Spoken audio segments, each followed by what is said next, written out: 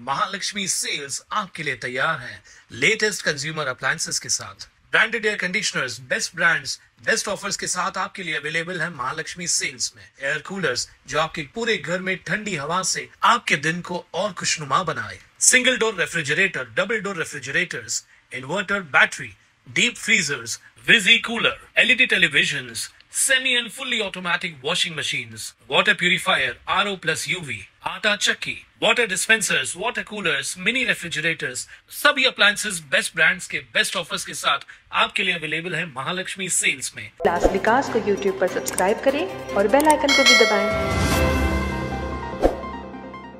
उल्लासनगर 3 स्थित Jaslok high school इलाके में आज एक घर की दीवार गिर गई। इस घटना में एक व्यक्ति मामूली रूप से घायल हुआ है।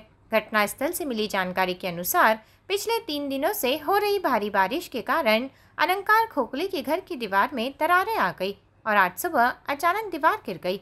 घटना की सूचना मिलते ही उल्लासनगर अग्निशमन विभाग के कर्मचारी तुरंत मौके पर पहुंचे।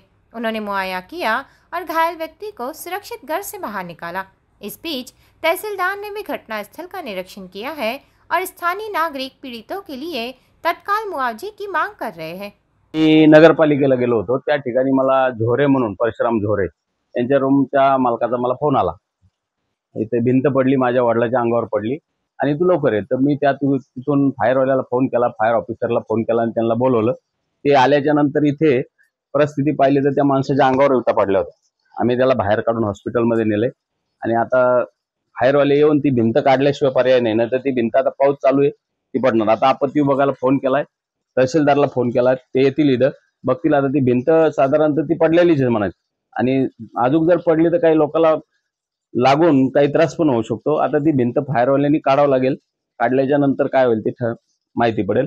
पण सध्या आता परिस्थिती एकदम नाजूक आहे। पाऊस 3 दिवस झाले पाऊस चालू होता, त्या पावसाच्या पाण्याने ती भिंत क्रॅक होऊन झोरे परिवाराच्या घरावर पडली आणि त्या झोरेच्या वडिलाला मार लागला। त्यांना आता दवाखान्यामध्ये आम्ही पोहोचवलंय।